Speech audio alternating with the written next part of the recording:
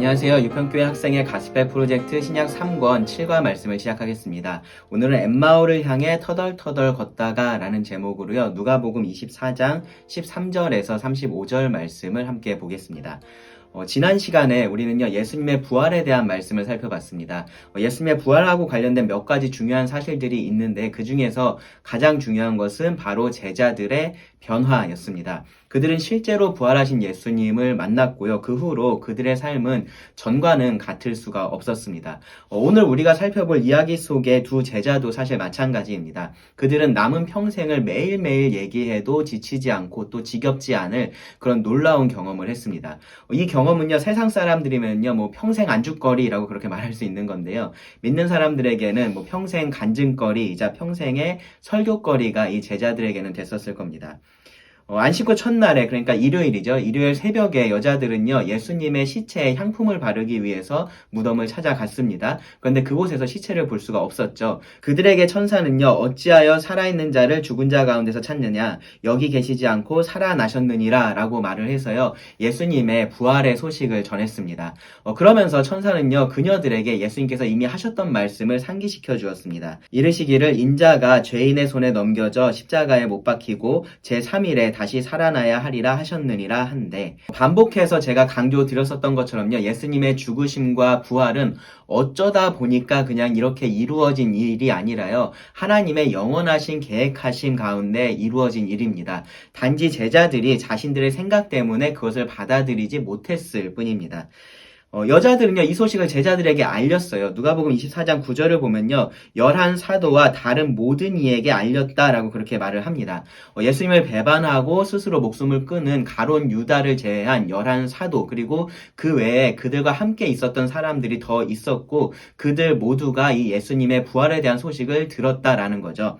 예수님께서 하셨던 말씀을 기억하고 믿고 있었다면 이것은요, 이들에게 정말로 기쁜 소식이 되었을 텐데 이들의 반응은 그렇지 않았습니다. 11절을 보시면 사도들은 그들의 말이 허탄한 듯이 들려 믿지 아니하나 베드로는 일어나 무덤에 달려가서 구부려 들여다보니 세마포만 보이는지라 그 된 일을 놀랍게 여기며 집으로 돌아가니라. 이들은요, 여자들의 증언을 믿지 않았다라는 말입니다. 그들의 말이 허탄한 듯이 들렸다라고 말해요. 허탄하다라는 것은요, 헛소리, 가치 없는 말이라는 의미예요.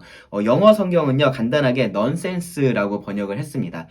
제자들이 들었을 때 이 예수님이 부활하셨다라는 이 여자들의 말은요, 그냥 상식을 벗어난 말이었었던 것 뿐입니다. 이런 배경에서 오늘 말씀이 이어집니다. 13절을 보시면 그날에 그들 중 둘이 예루살렘에서 25리 되는 엠마오라 하는 마을로 가면서 이 모든 된 일을 서로 이야기하더라.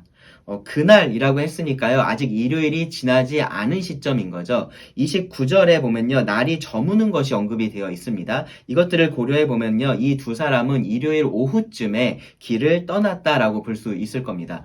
그들은요, 엠마오라는 마을로 가던 중이었는데요, 오늘날 그 정확한 위치를 알 수는 없어요. 누가는요, 예루살렘에서 엠마오까지 한 25리, 킬로미터로 바꾸면 10km 정도가 됩니다. 그 정도 됐다라고 말을 합니다. 멀지 않은 거리죠. 어느 정도 짐이 있었다라고 해도 성인 남성이라면 반나절 정도면 충분히 걸어갈 수 있는 그런 거리입니다. 이 두 사람은요, 11사도에 속해 있었던 사람들은 아니에요. 33절을 보면은 11사도는 여전히 예루살렘에 남아 있었습니다. 이들은요, 9절이 말하는 다른 모든 이에 속하는 사람들, 그러니까 그 11사도하고 함께 있었던 다른 제자들이라고 말을 할 수 있을 겁니다. 18절은요, 이 둘 중에 한 사람의 이름이 글로바라고 밝혀요. 그리고 나머지 한 사람의 이름은 나와 있지 않습니다. 이들이 왜 예루살렘을 떠나서 엠마오로 갔는지도 명확하게 밝혀져 있지는 않습니다. 그런데 이 정황을 보면요, 이 사람들도 12제자는 아니지만 예수님에 대해서 큰 기대를 가지고 있었는데 예수님의 죽으심 때문에 이제는 모든 것이 다 끝났다라고 생각을 하고 자기 고향으로 돌아가고 있었던 것 같습니다. 그리고 그 길을 가면서 그들은요, 이 모든 된 일에 대해서 서로 이야기를 했습니다. 문맥상 이 모든 된 일이라는 것은 이 예수님하고 관련된 모든 일들이라고 말할 수 있을 겁니다. 이 두 사람이 언제부터 예수님에 대한 말씀을 듣고 또 예수님을 따라다녔었는지 그것은 알 수는 없지만 그들은요, 예수님에 대해서 그들이 들은 것 또 경험했던 것들을 자신들의 관점에서 이야기를 했을 겁니다. 15절을 보면요, 그들은 단순히 이야기만 한 것이 아니라요, 서로 문의했다라고 말해요. 토론했다라는 뜻입니다. 구체적으로 무엇에 대해서 이야기를 하고 토론을 했는지는 잠시 후에 우리가 확인해 볼 수 있습니다. 두 사람이 그렇게 이야기를 하면서 엠마오로 가고 있을 때 예수님께서 그들에게 나타나셨어요. 15절 보시면 그들이 서로 이야기하며 문의할 때에 예수께서 가까이 이르러 그들과 동행하시나 그들의 눈이 가리어져서 그인 줄 알지 못하거늘. 예수님은요, 마치 우연히 길을 가다가 동행하게 된 사람처럼 이 두 사람의 여정에 끼어드신 겁니다. 흥미로운 것은요, 그들이 예수님을 알아보지 못했다라는 거예요. 왜 못 알아봤을까요? 그들이 예수님을 본 적이 없어서 그랬을까요? 그렇지는 않을 겁니다. 그들이 예수님의 죽으심 후에도 제자들과 함께 있었던 것을 보면요, 이 사람들은 예수님을 가까이에서 따랐었던 사람들이라고 우리가 생각할 수 있습니다. 그들은 예수님의 얼굴을 분명히 알고 있었을 겁니다. 그렇다면은 부활하신 예수님이 전혀 다른 얼굴로 그들에게 나타나서 그들이 못 알아봤던 걸까요? 그렇지도 않아요. 부활하신 예수님을 만난 사람들은요, 예수님을 알아봤습니다. 만약에 얼굴이 전혀 달랐다면요, 여러 가지 방법을 통해서 예수님이 자신을 증명해야 됐었을 거예요. 예를 들자면 예수님과 제자들만 알고 있는 어떤 사실을 말해서 내가 예수야, 내가 이것까지 알고 있잖아, 그런 식으로 증명을 해야 됐을 겁니다. 그런데 예수님은 그렇게 하지 않으셨죠. 그럴 필요가 없었기 때문에 그렇습니다. 예수님은 같은 얼굴로 같은 모습으로 제자들에게 나타나셨습니다. 자, 그러면 부활하신 예수님이 천사와 같은 모습이었기 때문에 알아보지 못했을까요? 그것도 아닐 겁니다. 그랬으면요, 사람들은 알아보지 못했을 뿐만 아니라 놀랬을 거예요. 그런데 부활하신 예수님의 모습 때문에 사람들이 놀랐다라는 기록은 성경에는 없습니다. 제자들이 예수님을 보고 놀란 적은 있어요. 근데 그것은요, 예수님의 모습 때문에 그런 게 아니라 확실히 죽으신 예수님께서 살아서 그들 앞에 나타나셨기 때문이었습니다. 즉, 부활의 몸을 입으신 예수님은요, 그 전에도 그러셨었던 것처럼 이 사람들 사이에 있어도 전혀 이상하지 않은 그런 모습으로 계셨던 겁니다.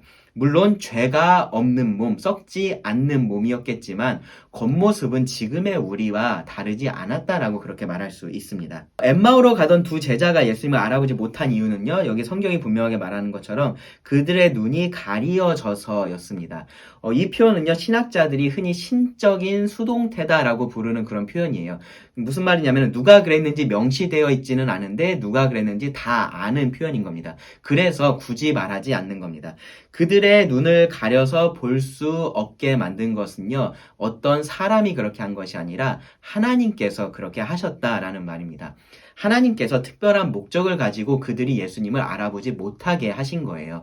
그 목적은요, 이어지는 말씀에서 분명해집니다. 자, 이제 자연스럽게 일행이 된 예수님께서 물으십니다. 17절 보시면 예수께서 이르시되 너희가 길 가면서 서로 주고받고 하는 이야기가 무엇이냐 하시니 두 사람이 슬픈 빛을 띠고 머물러 서더라. 예수님의 질문에요, 두 사람이 가던 길을 멈춥니다. 그들의 얼굴에는 슬픔이 가득했어요. 지금 슬퍼진 게 아닙니다. 그들은 처음부터 그런 얼굴을 하고 지금 이 길을 걸어가고 있었습니다. 그들의 대화는요, 즐거움의 대화가 아니고요, 슬픔의 대화였었던 거죠. 예수님의 질문에 글로바라는 제자가 되묻습니다. 당신이 예루살렘에 체류하면서도 요즘 거기서 된 일을 혼자만 알지 못하느냐? 네, 두 제자가 서로 이야기하고 있었던 이 모든 된 일은요, 곧 요즘 거기서 된 일이기도 했었던 거죠. 즉, 예루살렘에서 있었던 일인 겁니다. 예수님께서 예루살렘에 오셨고요. 사람들이 예수님을 왕으로서 환영을 했지만 결국 예수님께서 십자가에서 죽으신 바로 그 일입니다. 많은 인파가 예루살렘에 몰려들었었고요. 그리고 그 일이 큰 이슈가 됐기 때문에 예루살렘에 있었다면 모를 수가 없는데 이 예수님이 그 일을 모르는 듯이 묻고 있는 것이 이 글로바라는 사람은요, 이상했었던 거죠. 그래서 그렇게 말한 겁니다. 그런데 예수님께서 다시 물으세요. 무슨 일이냐? 예수님은 지금 의도를 가지고 지금 이렇게 말씀을 하고 계시는 거예요. 예수님은 이 제자들에게 자신을 나타내 보이시고 바로 부활하셨다라는 것을 증명하실 수도 있었는데 지금 그렇게 하고 있지 않으신 겁니다.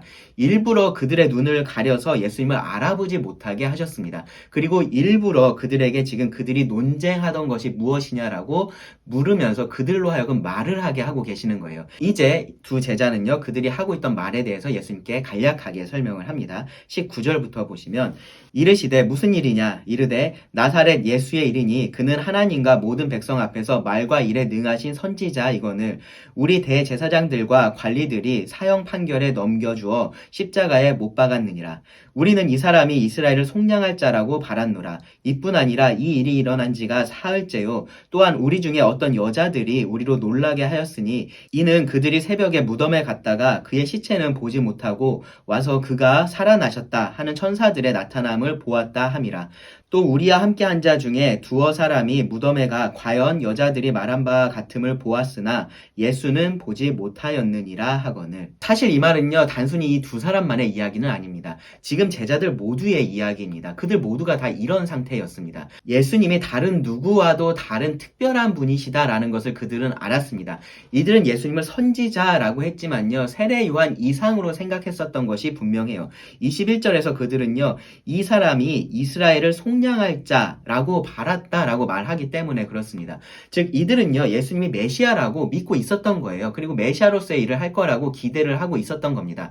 특별히 예루살렘에 입성하실 때요 그들은 확신을 했을 겁니다.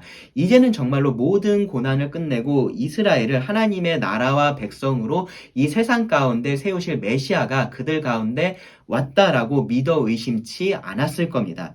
그런데 이해할 수 없는 일이 일어났었던 거죠. 예수님이 메시아라면요 가장 먼저 그 예수님을 받아들여야 할 그들의 지도자들이 오히려 예수님에게 사형 선고를 받게 하고요 이방인의 손에 넘겨주었던 겁니다. 그리고 그날 바로 예수님이 십자가에 못 박혀서 죽으셨던 겁니다. 말 그대로요 하룻밤 사이에 모든 것이 다 뒤집어진 겁니다. 너무나 순식간에 일어난 일이라서 마치 꿈을 꾼 것 같았을 겁니다. 이제 시작이라고 생각할 그때에 모든 것이 끝나버린 겁니다. 모든 것이 그냥 거기서 멈춰버렸습니다. 두 사람이 토론을 했었던 것도요, 바로 이 부분이었을 겁니다. 그들 입장에서는요, 도저히 이해할 수 없는 일이 지금 일어난 거예요. 메시아의 죽음이라는 생각할 수 없는 일이 일어난 겁니다. 메시아와 죽음은 함께 사용할 수 있는 단어가 그들에게 있어서는 아니었던 거예요. 그렇다면요, 둘 중에 하나는 거짓일 수밖에 없는 겁니다. 예수님이 메시아가 아니시든지 예수님의 죽음이 거짓이든지 둘 중에 하나가 돼야 됐던 겁니다. 예수님의 죽음이 거짓일지 모른다라는 그런 희망 섞인 이야기가 있었어요. 어떤 여자들이 예수님의 무덤에 갔는데 그 무덤 안에 예수님의 시체가 없었고 예수님이 살아나셨다라는 그런 천사의 말을 들었다라는 겁니다. 그런데 그것은요 당시에는 별로 공신력이 없었던 여자들의 증언이었을 뿐이에요. 그래서 제자들 중에 두어 사람이 무덤에 직접 가봤습니다. 그랬더니 진짜 무덤 안에 시체는 없었어요. 그런데 문제는 뭐냐면은 그들이 살아나신 예수님도 보지는 못했다라는 겁니다. 아마 이 두 제자가요 예루살렘을 떠나서 엠마오로 가야겠다라고 결정을 했던 것도 이 시점이었을 겁니다. 그들이 볼 때 이 여자들의 부활에 대한 증언은요 거짓으로 드러났었던 거죠. 그저 여자들이 이 예수님의 시체가 없어진 것을 보고는 그냥 성급하게 예수님 부활했다라고 그렇게 호들갑을 떨면서 허튼 소리를 했다라고 그들은 생각을 했었을 겁니다. 그렇다면 남은 유일한 논리적인 결론은 뭐냐면은 예수님이 예언된 메시아가 아니었다라는 거죠. 현재로서는요, 그 사실을 받아들일 수밖에 없었기 때문에 그들은 슬픈 빛을 띠고 있을 수밖에 없었던 겁니다. 그들의 기대가 무너졌기 때문입니다. 하지만 이들이 계속해서 이 일을 이야기할 수밖에 없었던 것은요, 그들이 그동안 보고 듣고 경험했던 예수님은 메시아가 분명히 맞았기 때문에 그런 거죠. 아마 그들의 대화는요 이런 식으로 계속 됐었을 겁니다. 죽은 사람도 예수님이 살리셨는데 어떻게 예수님이 메시아가 아닐 수 있어? 근데 메시아가 왜 죽었지? 근데 예수님은 맹인의 눈도 뜨게 하셨는데 그런데 그 메시아를 우리 종교 지도자들은 왜 신성모독으로 사형 선고를 할 수밖에 없었을까?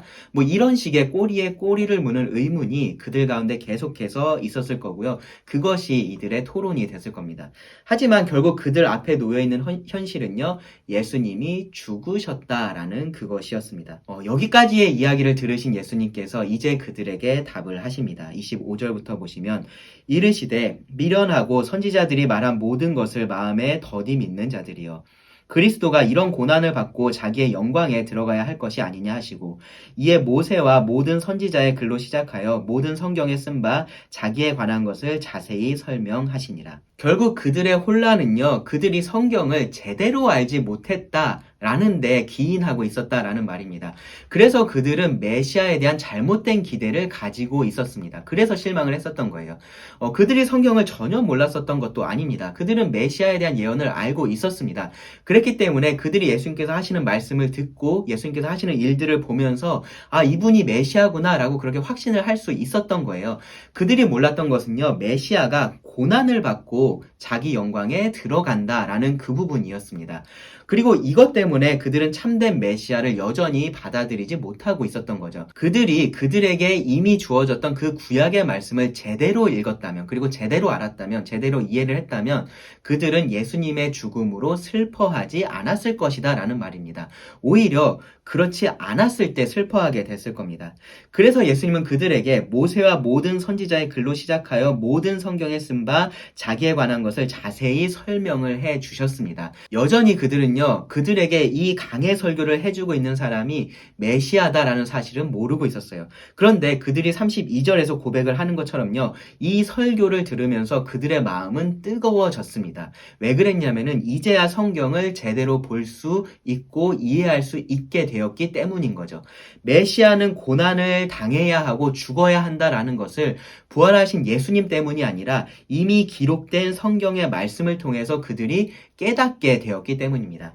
아마 그랬기 때문에 이 여인들의 부활에 대한 증언도 이제는 사실로 그들이 믿을 수 있게 됐을 겁니다. 하나님께서 그들의 눈을 가려서 부활하신 예수님을 알아보지 못하게 했었던 목적이 바로 이건 거예요. 그들에게 메시지를 전해주는 그 메신저 때문이 아니라 그 메시지 자체로 인해서 그들이 메시아를 알게 하려고 그렇게 하신 겁니다. 부활하신 예수님을 보았기 때문이 아니라요, 이미 기록된 성경을 통해서 메시아를 알 수 있다라는 것을 우리에게 알게 하시려고 그렇게 하셨다라는 겁니다. 누가가 특별히 이 사건을 기록한 이유도 마찬가지예요. 부활하신 예수님을 눈으로 보지 못해도요, 우리는 메시아를 알 수 있고요, 만날 수 있다라는 겁니다. 바로 성경을 통해서 그렇게 할 수 있는 겁니다. 우리가 제대로 성경을 읽는다면 참된 메시아를 만날 수 있습니다. 그들은요, 이 고마운 설교자를 그냥 보낼 수가 없었습니다. 28절 보시면 그들이 가는 마을에 가까이 가매 예수는 더 가려 하는 것 같이 하시니 그들이 강건하여 이르되 우리와 함께 유하사이다. 때가 저물어 가고 날이 이미 기울었나이다 하니 이에 그들과 함께 유하러 들어가시니라. 밤에 여행을 한다라는 건 이 당시에 굉장히 위험한 일이었기 때문에 가능한 피했었던 그러한 일입니다. 두 제자는요, 그 이유를 들어서 예수님을 강권했습니다. 가지 못하게 말렸습니다. 그리고 함께 식사를 할 때에 그제서야 그들의 눈이 밝아져서 예수님을 알아볼 수 있게 됐습니다. 하지만 예수님은 그들의 눈에서 사라지셨습니다. 예수님은 사라지셨지만 그들은 자신들이 부활하신 예수님을 만났다라는 것을 이제 알게 됐습니다. 24절 끝에 그들은요, 제자들이 예수님은 보지 못하였느니라 라고 그렇게 말을 했었는데요. 이제는 그들 자신이 예수님을 본 자들이 된 거죠. 그래서 그들은 가만히 있을 수 없었습니다. 그래서 위험을 무릅쓰고 밤에 예루살렘으로 곧장 돌아갔습니다. 33절 보시면 곧 그때로 일어나 예루살렘에 돌아가 보니 11 제자 및 그들과 함께한 자들이 모여 있어 말하기를 주께서 과연 살아나시고 시몬에게 보이셨다 하는지라. 두 사람도 길에서 된 일과 예수께서 떡을 떼심으로 자기들에게 알려지신 것을 말하더라.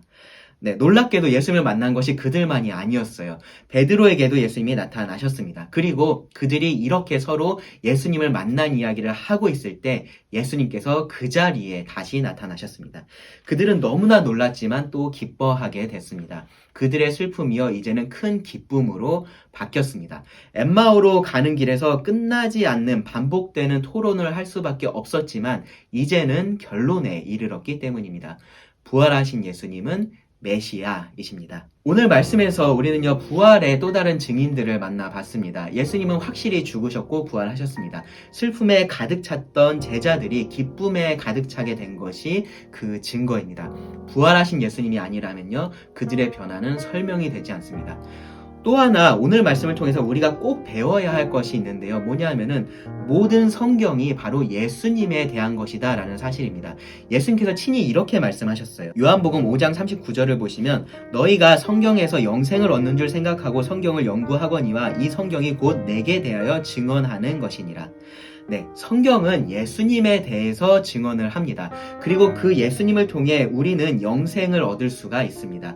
성경을 대충 읽으면서 내가 이해하고 싶은 대로 이해하고 편한 대로만 이해를 하면요, 이 예수님을 알 수가 없는 거예요.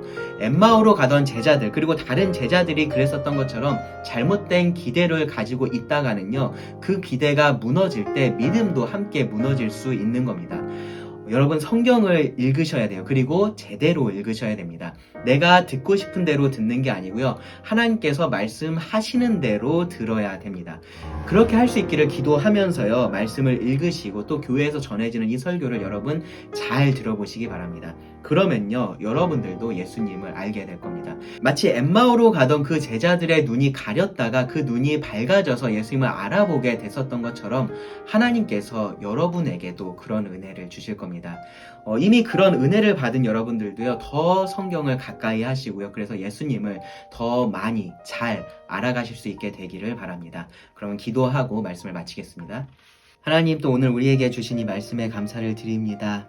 성경 말씀이 예수님에 대해서 증언을 하고 있고, 우리가 이 말씀을 통하여서 예수님을 알고 영생에 이를 수 있음을 다시 한번 깨닫게 됩니다. 우리가 그런 하나님의 말씀을 가볍게 여기지 않게 하여 주시고, 이 말씀 안에서 더욱더 하나님을 발견하고 예수님을 알아갈 수 있게 하여 주시기를 구합니다. 들은 모든 말씀을 주님께 의탁하오며 예수님의 이름으로 기도드립니다. 아멘.